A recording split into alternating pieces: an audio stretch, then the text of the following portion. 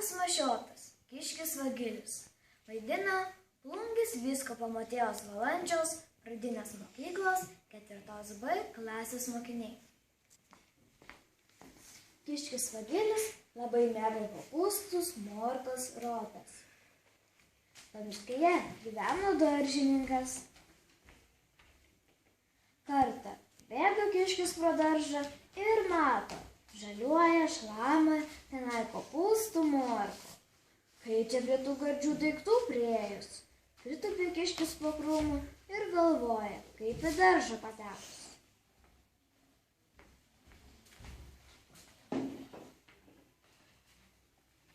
Aš eisiu pas kaimyną, o tu daržą pasaugok. Gerai, tėveli.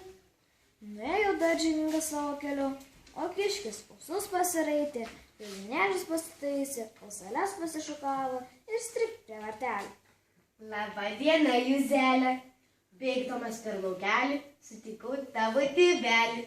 Tėvelis liepė, kad leistų mane į daržą kopūstų pargraužti. Mes su tėveliu seni pažįstami. Dar anąkart žadėjo mane kopūstais pavaišinti. O kas tu per vienas? Aš Kiškis Tripastrikt, gyvenu čia pat miškelį. Na gerai, kad tėvelis liepė, tai eik. Juzelė daržą saugo, o Kiškelis kopūstus graužė. Vieną galvelę sugraužė, kita užsigardavo. Sugrįžęs, daržiai auselėmis palingavo ir spruko į mišką. Parėjo daržininkas, eina daržovę palaistyti.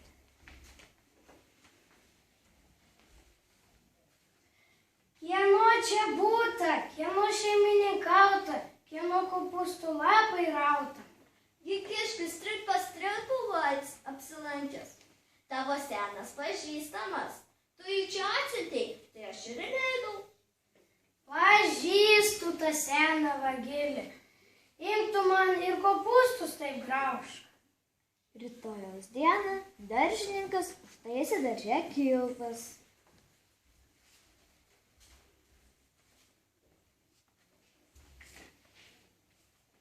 Apibarstė aplinkui morkų.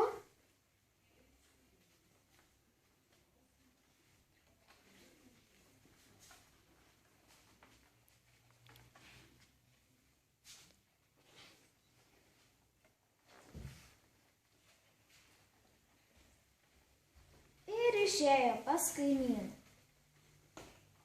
Apšakoja Kiškis. Sveika gyva, Juzelė, daržininko dukrelė. Aš ir vėl pas tave į svečius atbėgau. Gerai, šiandien tau morkų prirengta. Vagilis šoko prie morkų ir pakliuvo į kilpą.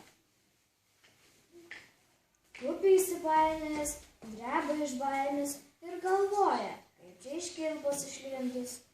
Tik štai netoliese lapai sušlamėjo, žiūri, šliaužia lapė.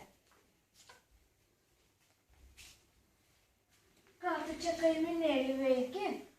Daržininkas mane pastatė kopūstų saugoti. Tik tiek negera, kad žąsieną kasdien vaišina. Ką sakai? Žąsieną? Taigi, žąsieną. Štai ir dabar nuėjo žąsienus atnešti. Man net viduriuos negera. Kaip būtų gardu žąsienus užkasti. Žinai ką, leis mane į kilpą. Gerai. Lapė palengva išpainiojo Kiškį ir pati į jo vietą įsinėrė. Kiškis, ausis įplaudęs, spruko pro vartelius ir nudūmė į mišką. Lapė, žąsienus palaukdama, supaisė, kad Kiškis ją prigavo. Palengva išsikrapštė iš kilpos ir nusivijo Kiškį. Tiek ten jį ir matė.